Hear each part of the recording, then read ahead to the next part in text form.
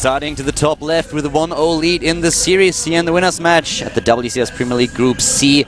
As the Protoss player for Woongjin Stars it is. Woongjin Stars SOS. With a really nice opening in the first game, going for the double gas steal on Youngsun. And now we have his opponent at the bottom of the map.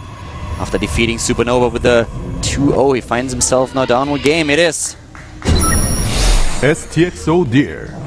Yeah, loser of this game will have to beat him again. You know, it's actually funny. We talked a little bit earlier about how much of a beast Dia is in the Protoss versus Terran, but then you look at the statistics for the PvP and you immediately see that SOS is the much better mirror match player. With he played 34 maps and he won 71% of them. And then you look at Dia's statistics, and the funny thing is actually that Dia not only is here at 54%, but they met recently, and that was when SOS defeated Dia as well. And SOS has like the sickest track record against Protoss ever. Most of those games that I quoted earlier where he actually lost were months ago. Like he has in best of threes, he has a win streak, or he had a win streak of 10 best of threes in a row just before Rain took him out. And then he immediately continued to win again with a win against Dia, the opponent that he's facing here in the round of 32. So everything is currently working against Dia in this particular best of three. Yeah, absolutely so. I'm curious to see what SOS is going to show us in this game, because he was the one who chose the build last game. He was the one who pushed that forward. And in this game, both players are going for normal gas timings. 2 and 2 here, down at the bottom right for Deer, and at the top left we have actually 3 and 3 a little bit faster for SOS. So he's going to have a little bit more gas mining, which means we're very likely not going to see a second gateway out of SOS. I mean, in this game, on this map in particular, if SOS would face a Zerg player here, I could tell you exactly what he would do. But in a Protoss versus Protoss, yeah, SOS is definitely going to show us something different. I don't expect that we will see that cannon rush here. No, I don't think so. We have a proxy pal on the other hand for Dia. And it looks like we're going to see him trying to be the aggressive player, maybe with a Stargate. Yeah, I think it could be a Stargate. It seems the most likely choice. Yep. Core is done, and there it is. We could see an Oracle, or even possibly, but most less likely, we could see a Void Race come out and for him to do an all-in with Void Race. We have seen this before. It is a popular strategy on the Korean server right now, and it wouldn't surprise me. Yeah, I think the Oracle is the more likely version of what we're going to see here, but it's definitely a possibility, that's right. It's just a great position to hide the Stargate, because it's just out of vision of the Watchtower. It's not too close to where it's predictable. I like the location quite a bit. And scouting is going to be very important for SOS now. SOS actually starting things off with the Sentry here and going straight into the Stalker. Starting with Sentry Stalker against the Oracle strategy, whereas the Mothership cores are still trying to find out if there are any proxy buildings in their vicinity. But here's the Stargate, it's done, and we are going to see an Oracle. Oracle, yeah. Definitely the much more likely choice. It's the better option in most cases, because if you do get scouted with a Void Ray, it's hard to transition out of that, really easy to defend. And we have actually a Twilight Council as the choice of SOS, so this could be a pretty crazy game. Also, expansions going down here. Yeah, Twilight Council, I mean, the options that he has here is, of course, going straight into Blink or going for Dark Templars. Dark Templars will struggle against the Oracles. At least there will be some detection on the map for Dia. This is one of the huge changes that Blizzard made going into Heart of the Swarm, since they wanted to make sure that Protoss is a little bit more flexible going into a Stargate tech, that they are not limited to robotics play if they want to have detection in their strategy. And here we go. Trying to take down as many of those units in the main base, going right away for the probes. Here comes the Photon Overcharge.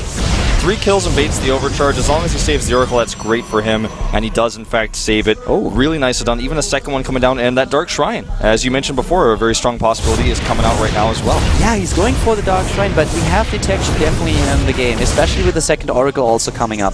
So as you already said, as long as you save that Oracle, you are golden. And this is one of those points where you can go into the main base once again. You can try to do damage. We have even aggression here right at the front. So far, Dia is really trying to put the fight into SOS corner. Yeah, and I mean, just look at Deer start to take that supply lead.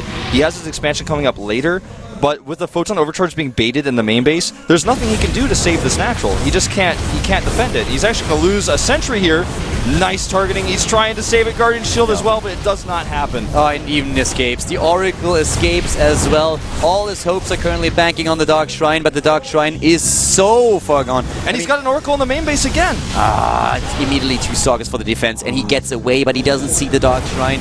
Here at the bottom, we still have him fighting, and he's taking down the Nexus. There's no way to save him anymore. No way at all. Oh my god. That's it. Well, the thing to consider, though, is that the Dark Shrine is done, and 2 DTs are warping right outside his doorstep. He needs those Oracles back home. Yeah. They're flying. Do they have enough energy? That's the main question here. He doesn't have an Observer. He's getting an Immortal. And he does not see the DTs. There is no force field at the ramp. He doesn't see them. And here we go. He's getting the first units out, but now we have immediately the warp in, and he needs to get those Oracles back home. This is not looking good at all for Deer. He doesn't have any detection. He's trying to get those Oracles back home. One of them, of course, on the other side of the map, not useful at all. He's trying to get the Observer out. The probes are losing so much mining time right now, not to mention he's lost several of them already. Yeah, but he's still on 2 bases, you know? I actually don't think his position is too bad here, as long as he gets his detection into the game. SOS is already trying to chase away, or SOS is trying to move in and do even more damage. Dia, if he can hold on here, he would be fine, but SOS is really trying to apply the pressure now. There's just no units. I mean, he's going to lose this Stalker. Yeah. He can't fight. He's got nothing to fight with. He warps in another. Main base at the top left. We have the Oracles fighting. They're not going back home, and suddenly it's probes up against DTs. But at the top left, the 2 Oracles are doing quite a lot here. Yeah. He will finally be cleaned up, but he's killed a lot of workers. Workers killed in total, 12 by SOS, so much better for the DTs, but 4 workers going down for Deer, plus he killed a few of the Stalkers that were on the defense. Unfortunately, we didn't see those Oracles at the top left still doing damage, but as Wolf already pointed out and we just saw on screen, the units lost much more severe for Deer. And suddenly it's the big army of SSS that seems very uncontested here. There's just nothing. Yeah, he's just bullying his way up the ramp now. No force field, no sentries, no nothing. DT draws him back. He now has the Mothership Core to help out. That Nexus is just not useful, though. He doesn't have any units there. And I don't think that Immortal's going to be too helpful. He's going to lose his robotics. The DT is alone already doing so much damage here. And here we go. DT's at the front. The time warp going down. SOS about to clinch out victory number 2 in this best of 3. Taking down Dia and advancing to the round of 16 of the WCS Premier League. GG, SOS, clear cut, takes his 2 wins, and he is ready to go home. He can pick up his keyboard, unplug it, and walk out. And as you can see here, Deer looking a little bit stressed out, but since he crushed Supernova earlier already, he's got to be feeling not too bad. He's got to have a little bit of confidence, you know, in his back pocket here going forward. He should be confident going into that consolation match against Supernova now, but on the other hand, Supernova definitely sitting down after this match and thinking about what he could do differently if it comes to this game, and that's exactly what we're going to see right now.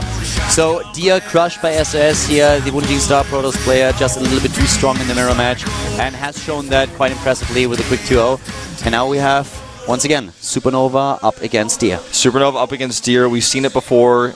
Supernova playing some good plays, some good harassment, but Deer just too overwhelming. A good opening in game number 1, game number 2.